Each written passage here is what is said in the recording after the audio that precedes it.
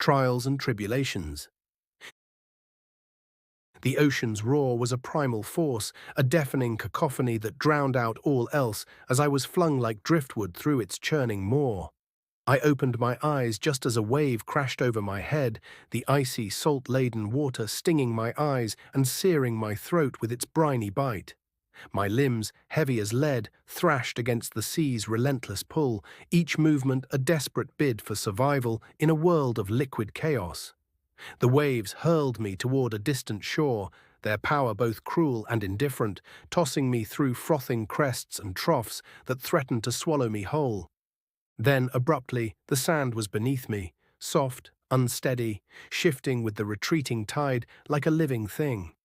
Waist-deep in the undulating currents, I struggled forward, my legs trembling under the weight of exhaustion. A final wave crashed over my back, a thunderous surge that rolled me forward in a tumble of foam and grit before receding with a hiss, leaving me sprawled on the sandy shore, gasping for air. My fingers clawed at the damp, yielding sand, its cool solidity a lifeline after the ocean's endless churn. The sensation was a quiet miracle, grounding me in the stillness of land, the earth's embrace a stark contrast to the sea's betrayal. I coughed violently, my chest burning as I expelled seawater, each ragged breath a fire in my lungs. My body bore the marks of the ocean's fury, scrapes and bruises etched across my skin from unseen debris, each one a testament to the ordeal. The sun blazed overhead, its blinding light beating down on my exposed flesh, warming the chill that clung to me like a second skin. The air was thick with the briny tang of salt and the musky scent of wet earth, a heady mix that anchored me to this new reality. The rhythmic crash of waves, once a menacing roar, now softened into a distant, almost soothing cadence, like the heartbeat of a world at rest. I lifted my head, squinting as my eyes adjusted to the glare. The beach stretched endlessly in both directions, its pristine sands untouched by any mark save my own. In the distance, palm trees swayed languidly, their fronds whispering secrets to the soft breeze that swept in from the ocean, carrying with it the faint perfume of tropical blooms and the sharp zest of salt. Ogleflow sat perched on the husk of an overturned boat, its weathered wood bleached by sun and sea. His vibrant hat tilted rakishly, his cane resting casually across his knees. He was a vision of infuriating calm. The sight of him sparked a flare of irritation deep in my chest. We were supposed to be on this journey together, yet I was the one battered by the sea while he sat untouched, a spectator to my suffering. I dragged myself to my feet, my legs unsteady, and fixed him with a glare heavy with disdain. I wanted to hurl blame at him, to make him the architect of my trials, anything to avoid the gnawing truth that I was responsible for my own predicament. "Aren't you going to get mad and wave your arms around, young fun?" he said, his voice light, teasing, a spark of amusement dancing in his eyes.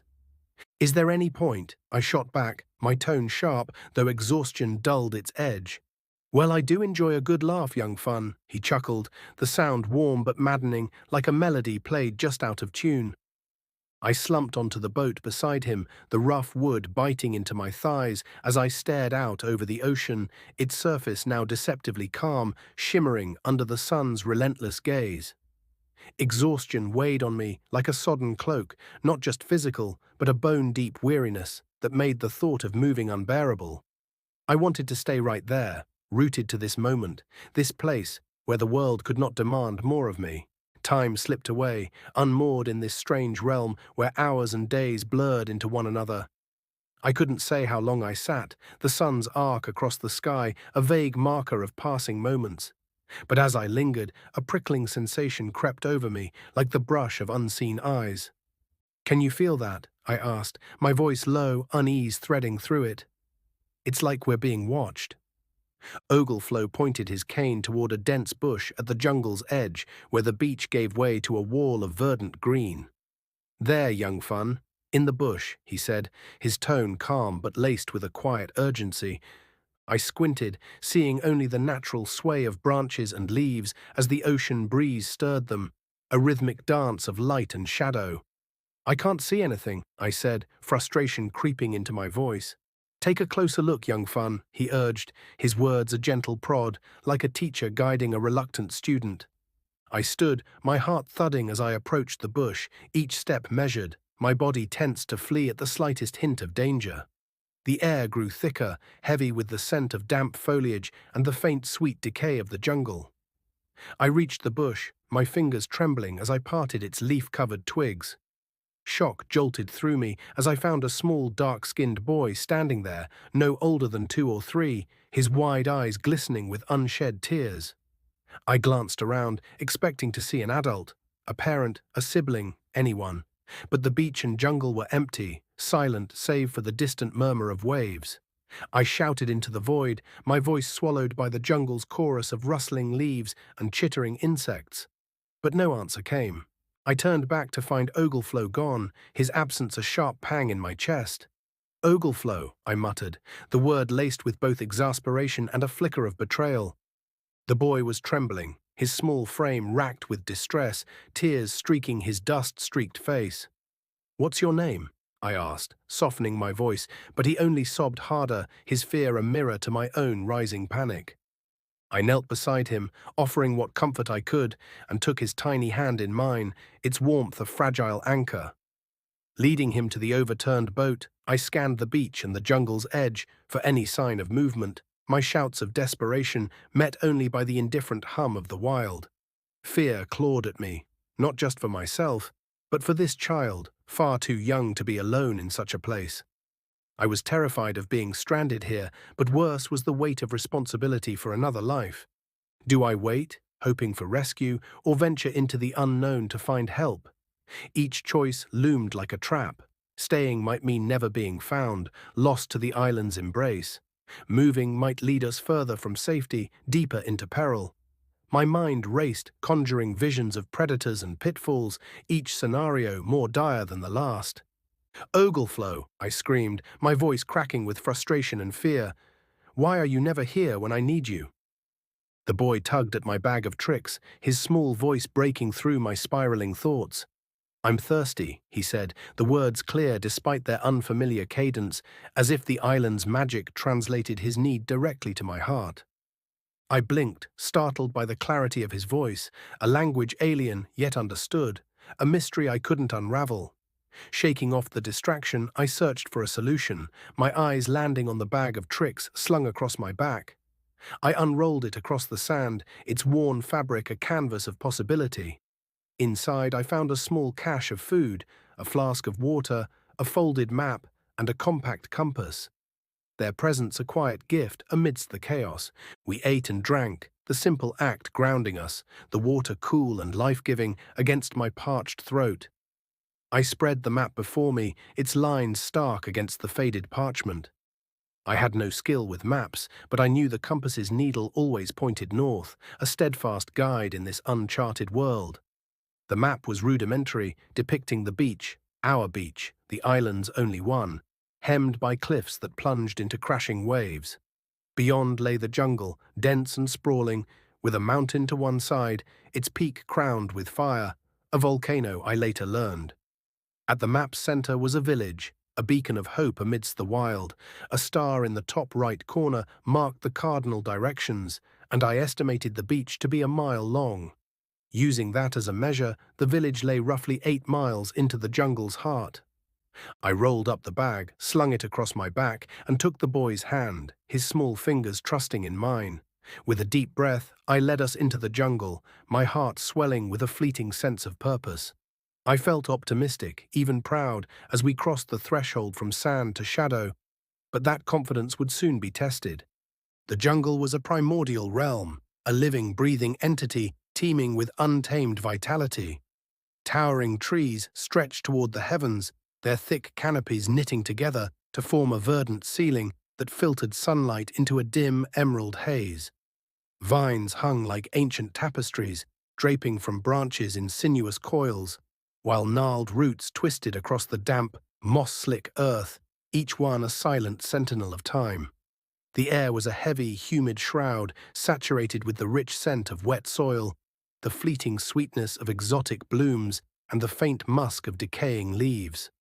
Distant hoots of monkeys echoed through the canopy, a haunting chorus answered by the relentless buzz and chirp of unseen insects, their symphony a constant pulse of life. Rustlings in the undergrowth hinted at hidden creatures, a jaguar's stealthy tread, perhaps, or the fleeting scamper of a lizard across a fallen log. Each sound a reminder of the jungle's lurking dangers. Streams carved silver paths through the undergrowth, their crystal waters catching stray beams of light that pierced the canopy, casting fleeting rainbows. Vibrant flowers bloomed in defiant bursts of crimson, saffron, and violet, their petals trembling as hummingbirds darted between them, wings a blur of iridescent motion. Mushrooms clung to ancient trunks, their caps glowing faintly in the gloom, while ants marched in disciplined columns along branches, their tiny forms a testament to the jungle's ceaseless industry. Everywhere, life pulsed in a relentless cycle of survival and renewal, a place of breathtaking beauty and unspoken menace. Unlike Meadows Forest, where harmony wove every element into a gentle whole, this jungle thrived on competition, a brutal ballet of survival of the fittest. The air itself seemed to hum with tension, each step a gamble against unseen threats. My mind raced with fears of venomous snakes, poisonous insects, and predators lurking in the shadows. Every footfall, every hand placed on a vine or trunk was a calculated risk, my eyes darting to ensure the boy's safety as well. Exhaustion soon overtook us, our strength sapped by the jungle's oppressive heat and the relentless effort of forging a path. I couldn't fathom how this child, so young, had wandered so far from his home. Days, perhaps, lost in this unforgiving wild. I checked the compass, its needle steady, confirming we were on course, but the jungle offered no measure of distance, its depths swallowing all sense of progress. Unwilling to rest among the crawling insects, I spread my bag of tricks across the ground, its fabric a thin barrier against the wild. We sat, sharing the last of our food and water, the act of fleeting respite. My clothes clung to me, soaked with sweat, my body drained by the heat's relentless drain. The boy's small form slumped against me, and despite my resolve, exhaustion claimed me, pulling me into a dreamless sleep. I woke to utter darkness, a void so absolute I couldn't see my hand before my face. The jungle's nocturnal chorus filled the air, a cacophony of insect calls that seemed to vibrate through my bones. I reached for the boy, my fingers brushing his arm, waking him with a start. We pressed our backs against a massive tree, its rough bark a cold comfort in the night's embrace. Terror gripped me. The jungle felt like a living predator, its unseen eyes watching, waiting to strike. Yet I was no longer alone. The boy's presence anchored me, his safety a weight I could not ignore. Despite my pounding heart, I forced calm into my voice, whispering reassurances as much for myself as for him. Then, cutting through the jungle's din, came a sound that froze my blood. A deep, guttural growl, low and resonant, the unmistakable voice of a large cat. I pulled the bag of tricks around us like a flimsy shield, its fabric a futile comfort against the terror circling in the dark. The jungle's natural sounds faded, my senses sharpening to the predator's presence. Each footstep, each heavy breath, each guttural snarl reverberated through me, a primal force that set my nerves alight, my limbs tingling with dread. The cat prowled closer, its circles tightening, its growls a low, menacing drumbeat. A sinister thought slithered into my mind. "Give me the child." I recoiled, horrified, shaking my head to banish it. The thought came again, insistent. "Give me the child." I shoved it away, my resolve hardening. The cat's circles grew tighter, its presence a suffocating weight, and the thought returned, colder, more seductive. "Give me the child, and you will be safe." It was an attack from within, a betrayal of my own mind, as potent as the threat without. I rose to my knees, bracing for the inevitable, the thought striking again, "Give me the child." "You can't have him," I screamed, my voice a raw defiance that tore through the night. A black jaguar pounced from the shadows, its green eyes blazing like emerald fire. I met its gaze, unflinching, as its hot breath washed over me, a deep growl rumbling from its throat. Ruthless, I whispered, naming the beast, my voice steady despite the terror clawing at my heart. The thought struck once more, give me the child. No, I roared, my voice a thunderclap, I'm not afraid of you. The jaguar snarled, its lips curling back, but it held its ground. Then slowly it retreated, melting into the darkness, its presence dissolving like a nightmare at dawn. I collapsed, a shuddering sigh escaping me, relief flooding my trembling limbs. I had been certain my end had come. Hours stretched before sunrise, and in the quiet I reflected on the encounter. I hadn't felt brave. Fear had gripped me every moment, yet I had stood my ground, protecting the boy when every instinct screamed to flee. My thoughts drifted to the journey's start, when fear had paralyzed me, reducing me to tears at every step. I thought of Ogleflow, of my anger and disdain on the beach. My accusations that he had abandoned me taught me nothing. But now, replaying our journey, I saw the lessons woven through each trial. Not to surrender my power, to seek God before riches, to resist the trap of comfort, to shun bitterness, to find peace amidst chaos, to discover love in unexpected places. And now I had learned to stand on my own, a strength born not of fearlessness, but of facing fear head-on. Shame crept in as I recalled my complaints, not just to Ogleflow, but in my life before this journey. I had blamed the world for my loneliness, never questioning how my own choices, sulking on the playground's edge, expecting others to provide for me, had shaped my reality. Here I had blamed Ogleflow for the hardships, but the truth was clearer now. This journey was mine, and its lessons were forging me anew. I vowed that when I saw Ogleflow again, I would thank him, not with resentment, but with gratitude for guiding me toward growth. At first light, I rolled up the bag of tricks, my eyes catching a paw print in the soft earth, the jaguar's mark, a silent testament to the night's ordeal. I studied it, feeling a shift within, a new strength, a new self emerging from the crucible of fear. The boy took my hand and I smiled at him, warmth spreading through me. Let's get you home, I said, my voice steady, resolute. He smiled back, a flicker of trust in his eyes, and we set off into the jungle, my steps fervent, driven by a singular purpose. No obstacle would deter me, not the tangled vines, not the oppressive heat, not the jungle's lurking threats. My only goal was to reach the village before the midday sun drained our strength, our very lives. The jungle resisted, its dense undergrowth clawing at us, but I pressed forward, undaunted. Then, faint but unmistakable, the sound of human voices threaded through the jungle's chorus. I froze, straining to hear, my heart leaping as the sounds came again. Laughter, shouts, the hum of life. Joy surged within me, a tidal wave that propelled me forward, crashing through the underbrush with desperate determination. The boy stumbled, collapsing in exhaustion, his small body limp against the earth. Guilt stabbed at me. I had been so focused on the village that I'd ignored his limits. I scooped him into my arms, his weight heavy but bearable, my resolve unyielding.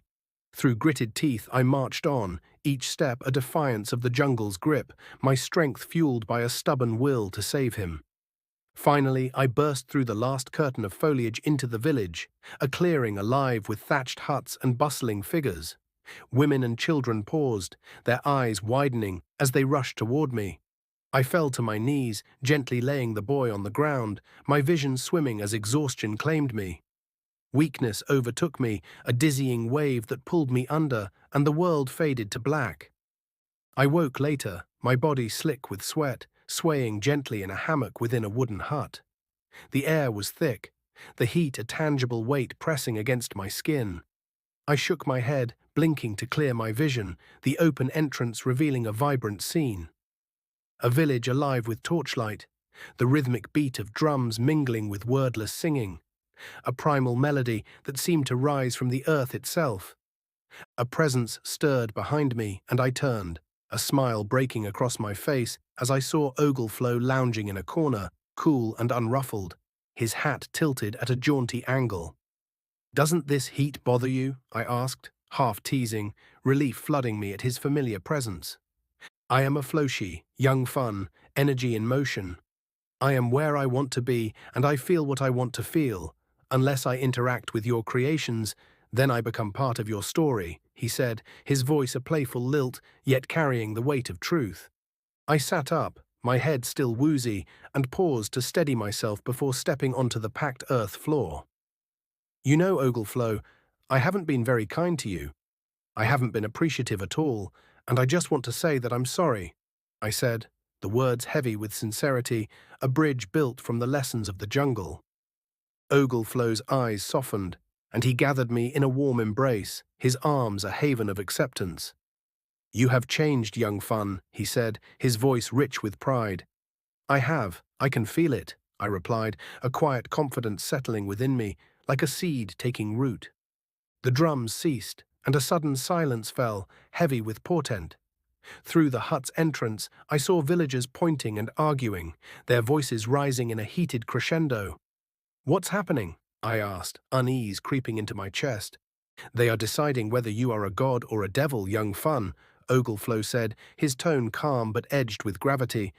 Shock rooted me to the spot, my jaw dropping. What? But I stammered, the absurdity of it overwhelming.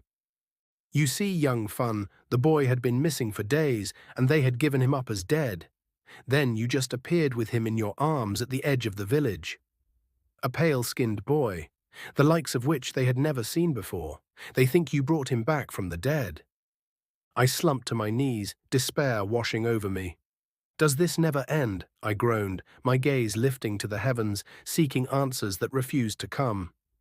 These are your creations, young Fun, Ogleflow said, his voice steady, a reminder of the journey's deeper truths.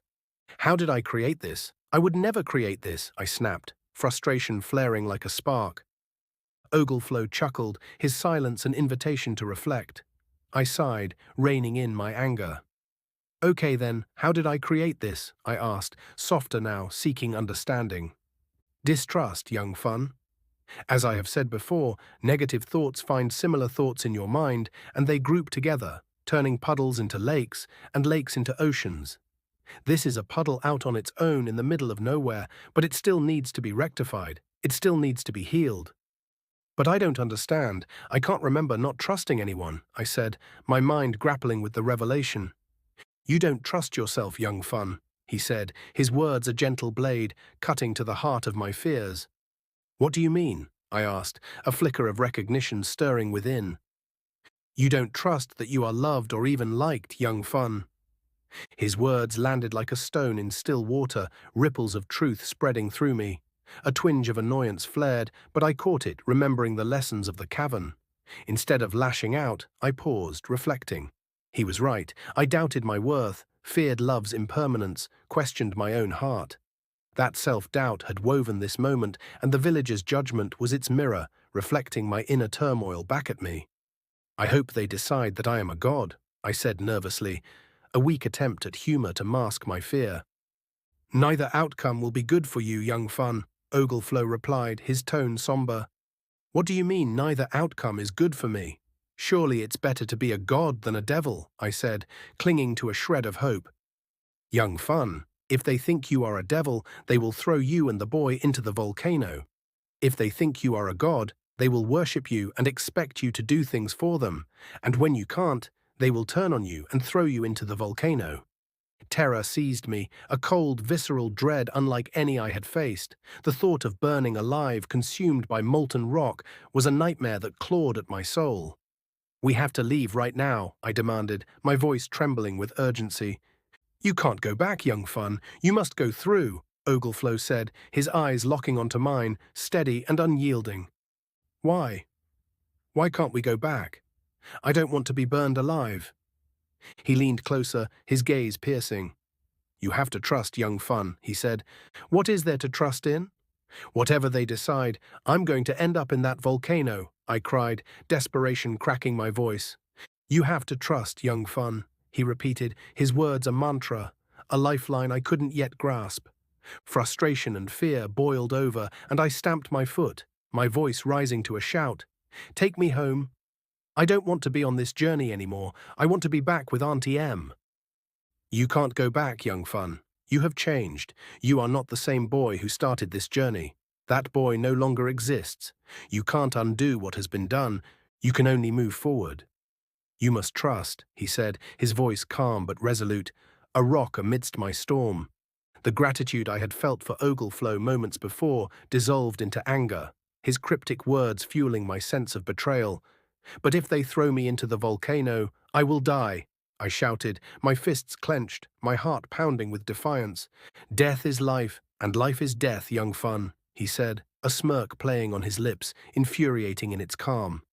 Fury erupted within me, and I lunged at him, fists swinging, legs kicking, a tempest of rage. Ogleflow held me at bay with his cane, poking my chest, his smile maddeningly serene. I want you out of my life. I never want to see you again, I screamed, my voice raw with betrayal. And just like that, he was gone. Shock froze me in place. I scanned the hut, but it was empty, the air heavy with an absence that felt final. Ogleflow had vanished before, but this was different. A void that echoed with true loneliness. A cold dread settled within me, not from the heat or the threat of the volcano, but from a despair that no fire could dispel. It was a hollowness that gnawed at my core, a glimpse of utter isolation. Nausea rose, and I fell to my knees, the world darkening around me. Screams of torment filled the air, unseen figures closing in, their claws scratching, teeth biting, their curses a venomous chorus. I couldn't see them, but their weight crushed me, suffocating, pulling me into a void of despair. "Ogleflow!" I screamed, my voice a desperate plea, over and over, until a hand broke through the darkness, seizing my arm and yanking me free. I was back in the hut, kneeling before Ogleflow, tears streaming down my face. "I don't understand any of this," I sobbed. "I wish I had never eaten that mushroom." "This is a hard journey for one as young as you, young fun. But the journey has begun and must be completed," he said, his voice gentle, a balm to my raw nerves. "Why did you leave me? Where did you go?" "You left me in hell," I moaned, my voice breaking. "I went nowhere, young fun.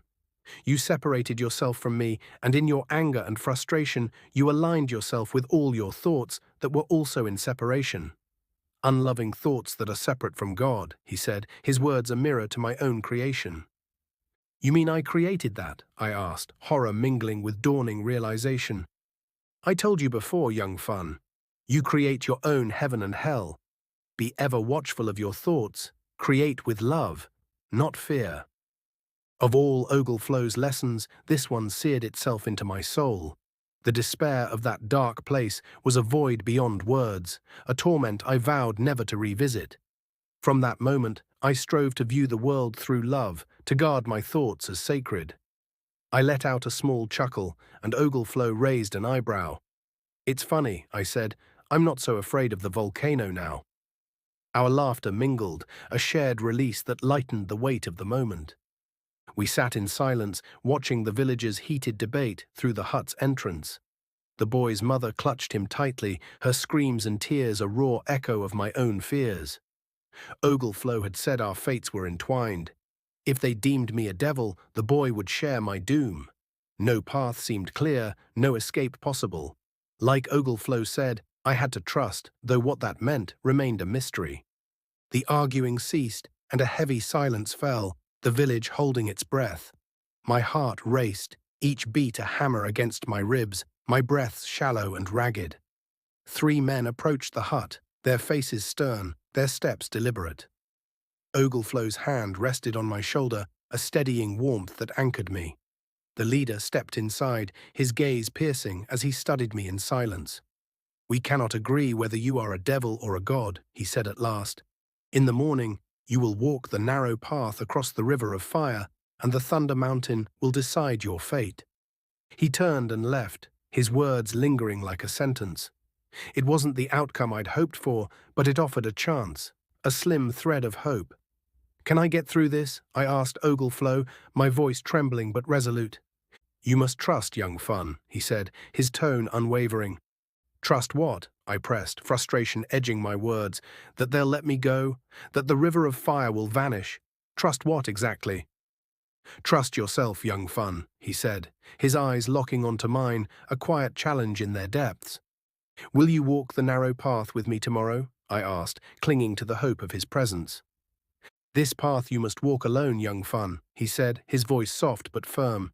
"Why must I walk it alone?" I asked, a flicker of fear resurfacing.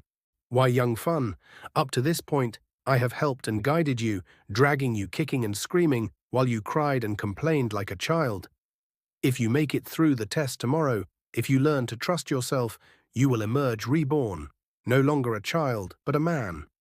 And we will continue our journey as a team, as willing partners." I chuckled, the idea absurd yet stirring. How can I be a man? I'm only 10 years old. "A man is molded by his experiences, young Fun. You have had many lifetimes of experiences already. How many lives would you have had to live to face what you have faced? 3, 4, 5? If you make it through tomorrow, you will be a man, all right?" he said, his words a forge, shaping my resolve. I reflected on his words, the trials we'd faced flashing through my mind. I had met them as a child, fearful and complaining, but this was different. This time, the outcome rested on me, on my ability to trust myself completely. My self-doubt had conjured this trial, and only faith in my own heart could see me through. "Do you think there's anything in the bag of tricks to help me?" I asked, a spark of hope igniting. "Why don't you have a look, young Fun?" he said, a knowing smile playing on his lips. I unrolled the bag, my fingers brushing over its worn fabric, and found a small gleaming medal nestled within. "What is it?" Ogleflow asked. "It's a medal for bravery," I said, holding it up, its surface catching the torchlight. Ogleflow's smile widened. "Pin it on, young Fun." "No, I haven't earned it yet," I said firmly, my resolve hardening. His eyes gleamed with pride, and that pride echoed within me, a quiet strength that bolstered my courage. I smiled back, feeling a newfound sense of self, a boy on the cusp of something greater. I don't recall falling asleep, but I woke with a start as two men stormed into the hut, their hands rough as they seized my arms and dragged me into the blinding sunlight. I winced, the early morning sun searing my eyes, its heat already fierce. Ogleflow followed, his presence a silent reassurance as the men marched me to the village's center. The entire village had gathered, encircling me, their chants and claps rising in a hypnotic rhythm. Ogleflow moved among them, unseen, a ghost in their midst, his ability to blend into my world still a marvel. Two more men brought the mother and child, placing them beside me in the circle. The mother's tear-streaked face met mine, her eyes pleading, her fear a mirror to my own. Our fates were bound. Her life, her child's life, rested in my hands. I caught Ogleflow's gaze in the crowd, and for the first time I saw a flicker of nervousness in him, the kind a father feels watching his son face a trial alone. Fear gripped me, but determination burned brighter. Whatever this trial demanded, I would face it not as a child, but as a man. Two women approached, shaking dried plants over me, their movements ritualistic, the air thick with the scent of herbs and earth. The chanting and clapping wove with the jungle's distant calls, a primal pulse that synced with my heartbeat. A third woman stripped me to the waist, her hand swift as she painted my body and face with red pigment, its cool touch grounding me in the moment. The circle parted, and we moved like a solemn procession through the jungle, a human train bound for the volcano. I shut out the world, the chants, the claps, the jungle's hum, focusing only on the rhythm of my heart, its steady beat a drum of resolve. I had never known such clarity, such singular purpose.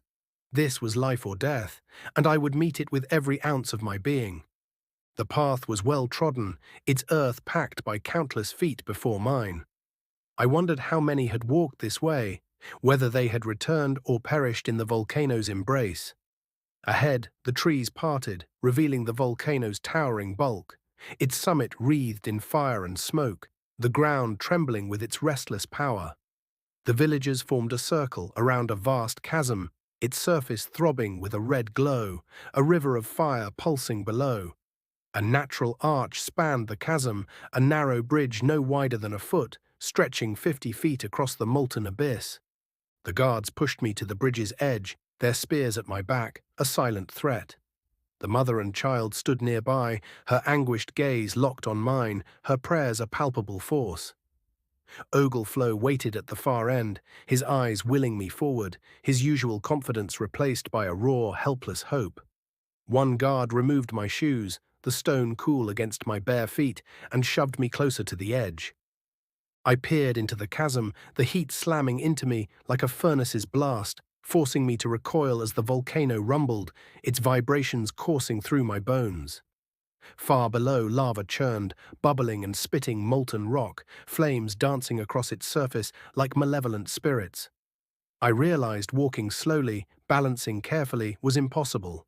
The heat would consume me.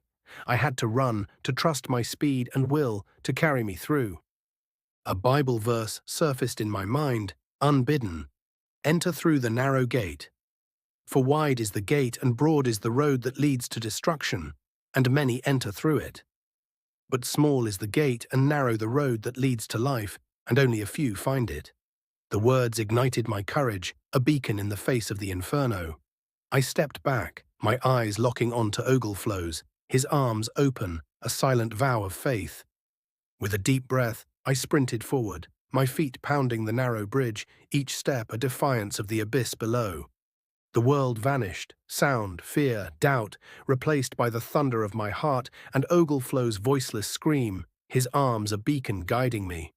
I never looked down, never wavered, my arms pumping, my steps driven by sheer determination. The heat scorched my hair, dried my eyes, but I held my breath, refusing to let the fire claim my lungs. I slammed into Ogleflow, his arms enveloping me as he swung me around, his voice a triumphant roar. "I'm so proud of you, young fun," he shouted over and over, his joy a mirror to my own.